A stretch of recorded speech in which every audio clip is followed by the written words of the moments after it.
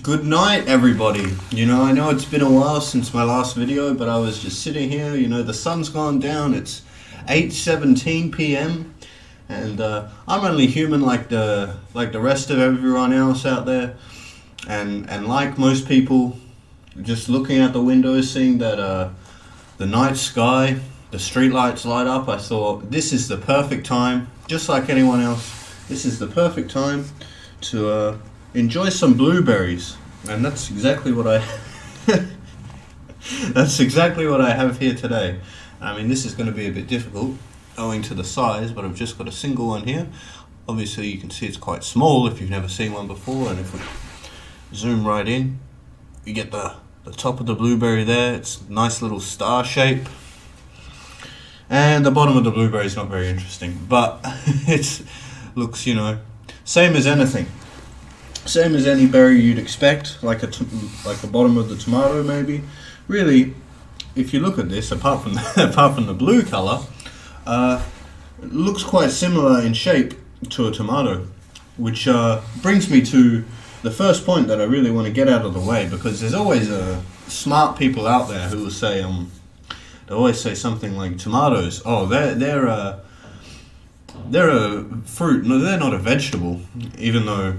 We talk about tomatoes, the way we talk about tomatoes is we use them in the context that they're a vegetable, because that's how we understand them. And people will do the same thing with berries.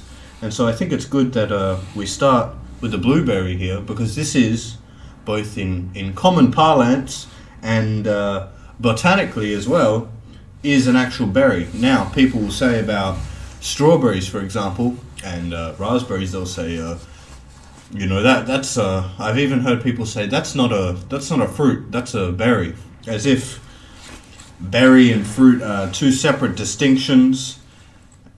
With strawberries they'll say that's not actually a berry, and with bananas they'll say, a banana, that's not a fruit, that's actually a berry. The whole thing is just completely ridiculous and out of hand, and it really comes down to people. They want to seem really smart, so they'll pull these facts that they just heard somewhere, and they'll say, hey, they'll try and undermine you with them because I know something that you don't, and I'm going to try and make you look dumb by saying this thing that nobody else on the planet could really possibly care about. So I really want to try and nip this in the bud, so to speak, and get this out of the way. We can talk about what a berry is, even though it's sort of unnecessarily for you and me. It's unnecessary to know. It's like a scientific botanist definition, and so when we talk about berries, when we talk about fruits as a whole, let's say, we have them in three different types. And the first type is berries, which I guess you could call maybe single fruits, because what happens is the flower has ovaries, and this with berries it's just a berry is a fruit of a single ovary of a single flower. So that leaves you with a lot of things people don't typically think of as berries. So grapes, tomatoes, eggplant, I just mentioned bananas, those are all berries. Chilies, those are berries. Now strawberries, raspberries, blackberries. I mean, with raspberries and blackberries, you can clearly see the difference, because there's a lot of little. Unfortunately, I don't have a blackberries or raspberries with me to sort of demonstrate this, but there's a lot of little buds that make up the overall berry itself. I think it's an aggregate fruit is what we tend to classify it as, and that's multiple ovaries in maybe a single flower. I think that's right. And they come together to make those. So those aren't technically berries, even though we understand raspberries, blackberries, strawberries. We all think of those as berries, and just like we think of tomatoes maybe as a vegetable or eggplant as a vegetable, the same thing. We don't really need to change our language here and walk around and correct people, because we all understand what we're talking about. Whether something is scientifically a berry makes no difference. The last type of fruit, which I'll just mention, is something that that doesn't come into play at all here. But things like pineapples, multiple flowers. They'll start off multiple flowers growing the fruit, and then the flowers will just bunch together. The fruits from the flowers will bunch together and form a single larger fruit, and that's your third type of fruit that we have out there. I can't even remember what that's called, like a multiple type of fruit or multi-fruit or something. Who knows. But blueberries, I think they've gotten a lot of popularity these days. People are always trying to be more healthy and think, oh well, you know, with this latest superfood trend, people think, oh well, I'm going to eat this, I'm going to eat that, I'm going to add this to my diet, and I'll just be some amazing person because I'm now eating kale and I'm eating blueberries and I'm eating some taro and coconut and who knows what else. So what I really want to cover, you know, same deal as always, is maybe the differences between different types of blueberries and what we can hope to get from blueberries, and if the blueberry craze, such that it exists, has been overblown a bit. I guess I'll start with saying that most blueberries that are commercially grown and sold are high bush blueberries, sorry. And when we think of wild blueberries, maybe if you're somewhere that was particularly colder, like in New England or Canada, that's where here in Australia we can't really grow a lot of low bush blueberries because they really only thrive in colder climates, and that's why we have high bush blueberries here and we grow them commercially. And really, I think they're just easier to manage, easier to pick with machinery and grow. And in America and in Europe, they have high bush blueberries there as well. That's what they use to grow commercially. Though there are wild low bush blueberry growers, especially in Canada, and we'll talk more about that in a second. But I just wanted to cover that because there is a distinction there between wild and commercially grown blueberries and all fruits generally, really. I mean, you have wild strawberries and commercially grown strawberries, and if you've ever seen them, you'll immediately notice the difference, usually because even with blueberries, I mean, blueberries being quite small as they are, wild blueberries will also be even smaller than this. Same with strawberries, same with raspberries.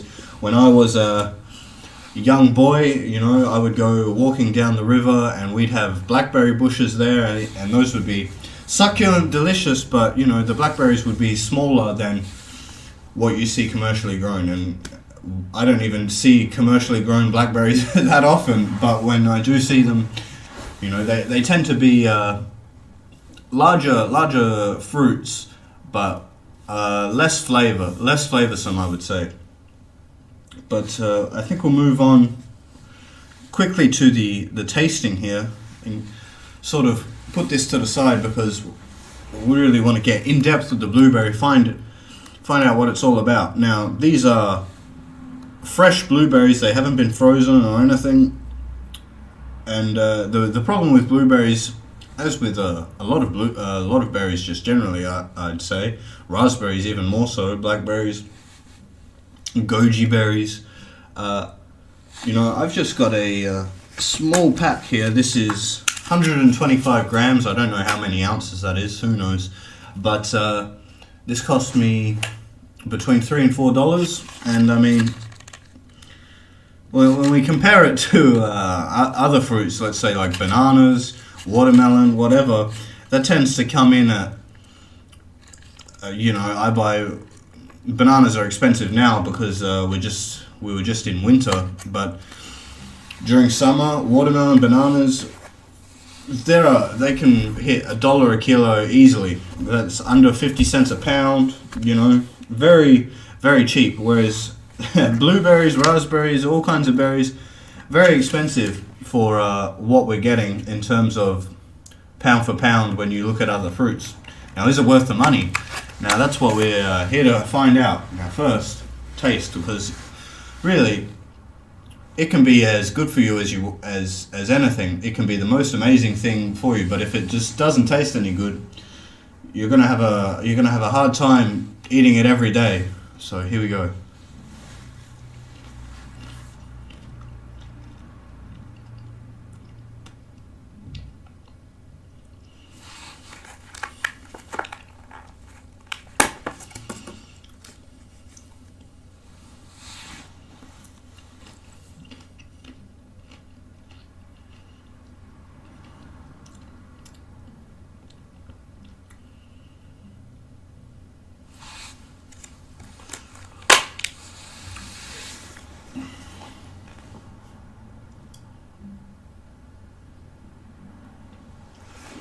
You know, the nice thing about these blueberries, being fresh as they are, is same with grapes. Biting down and just feeling like the burst of flavor, and it really is.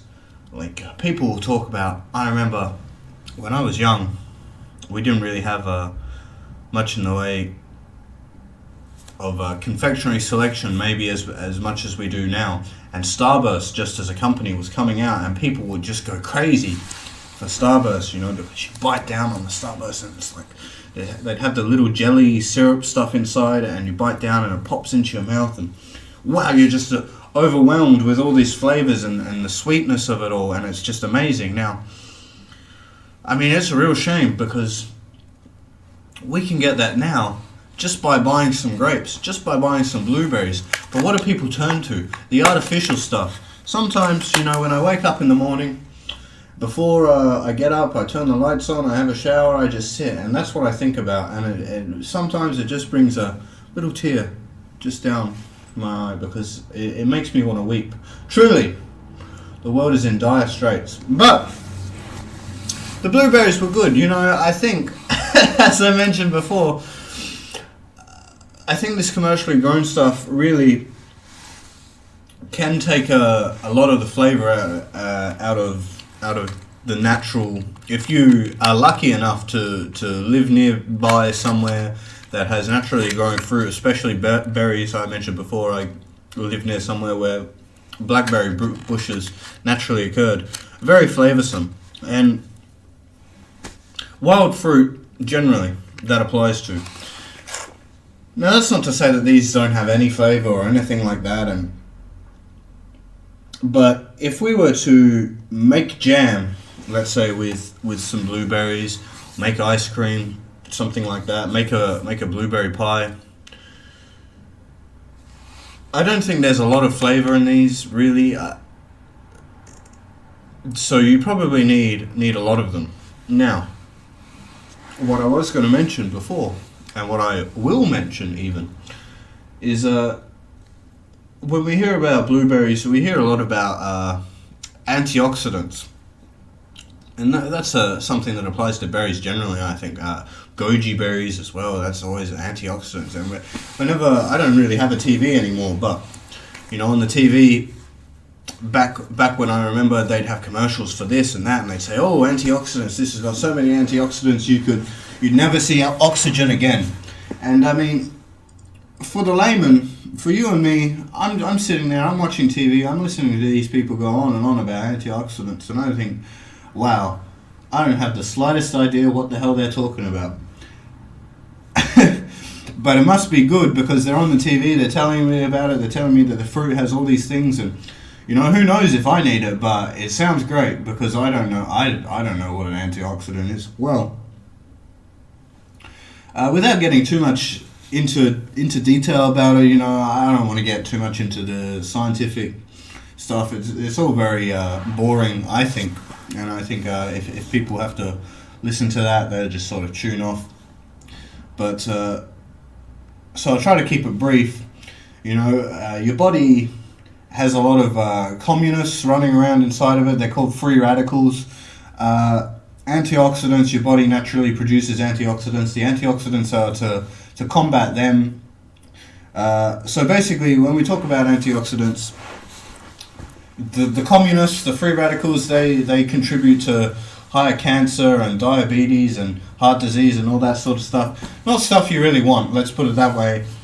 The more antioxidants you get, the more effectively you fight the free radicals. Now, whether it's that important that you be overdosing on antioxidants, I don't think is that big of a deal. For me, the health benefit of blueberries specifically is something I find much more interesting when it comes to brain function, cognition. I think they found in preschoolers and with really elderly people that suffer with memory issues, dementia, that sort of thing, that blueberries help with memory function, help with remembering stuff, help with just your brain being quicker, you being able to think a bit straighter, you're not being as confused, your concentration, all that with preschoolers and really elderly people that have brain problems.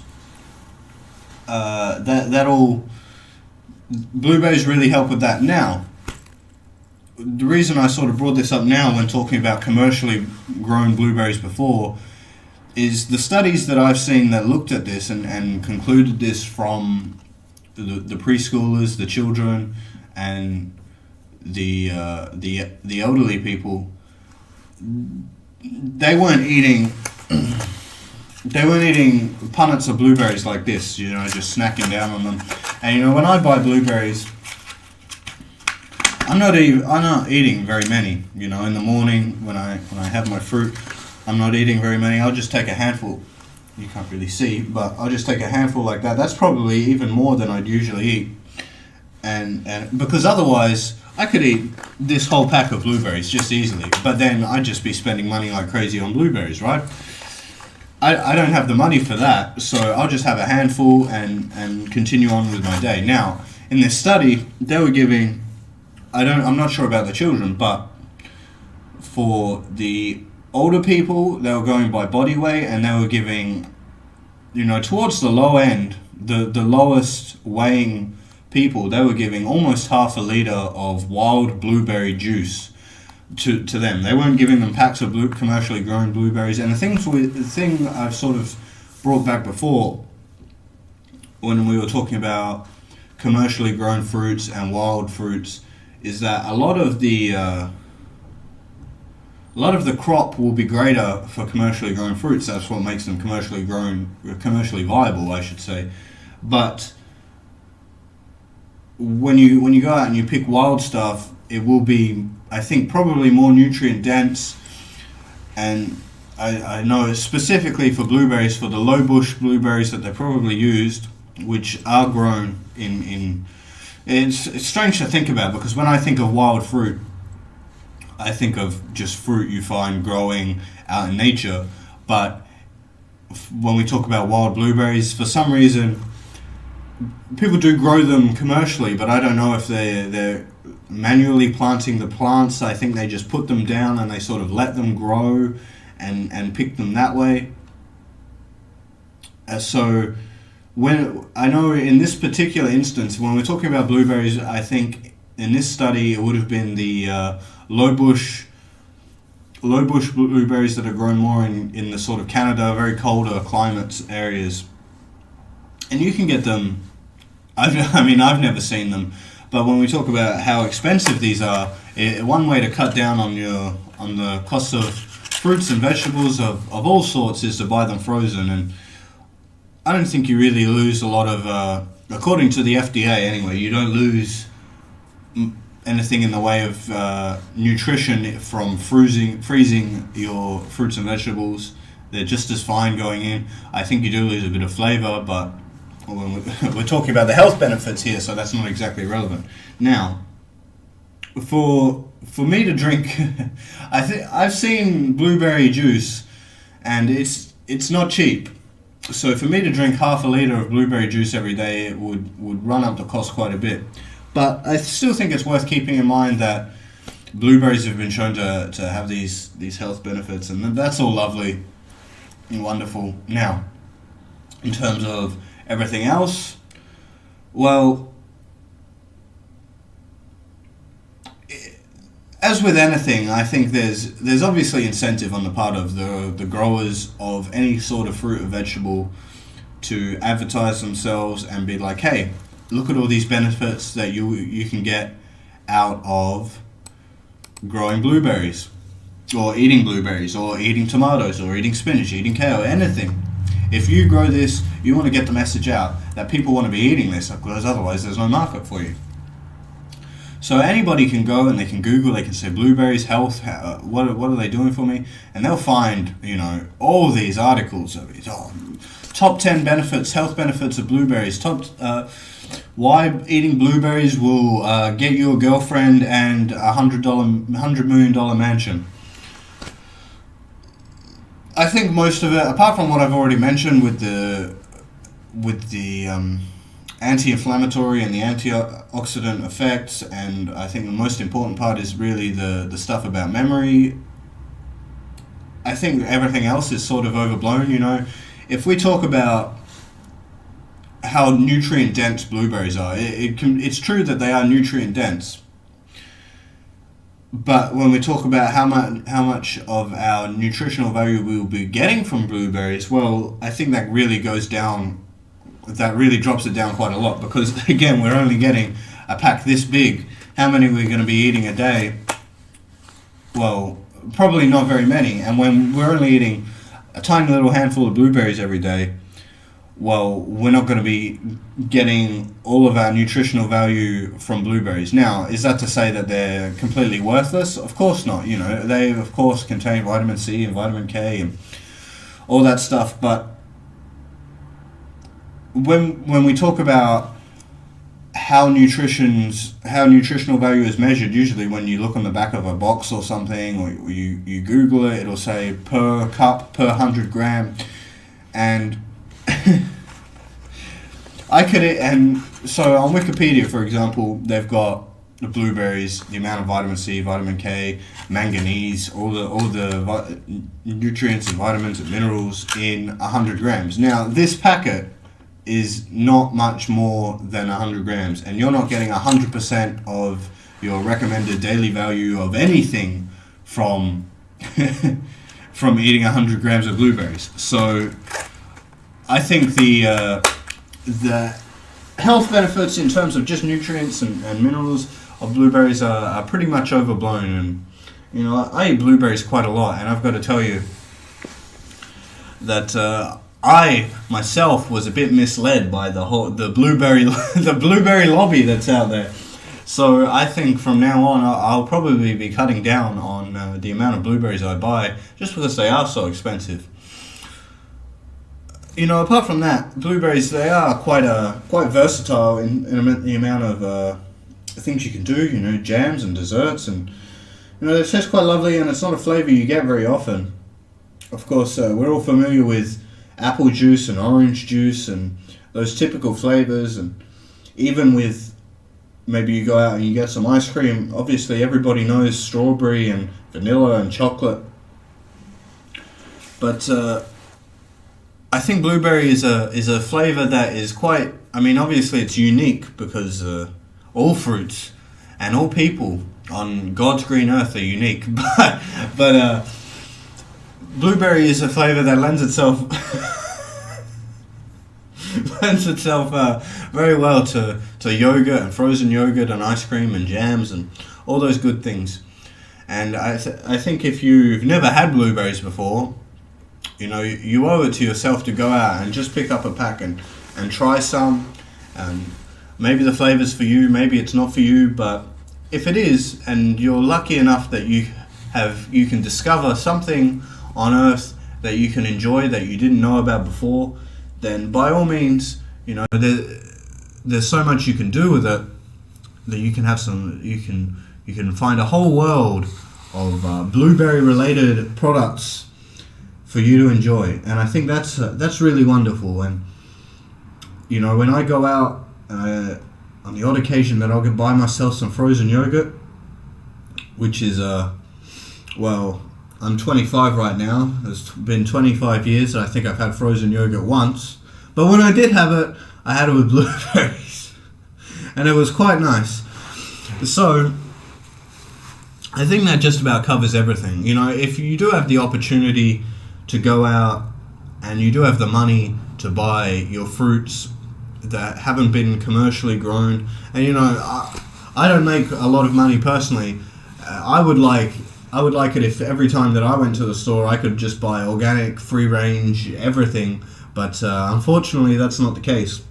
But if you're the sort of person that does have that sort of money, I would really encourage you to go out and, particularly with berries and stuff like that, buy more wild and organic produce.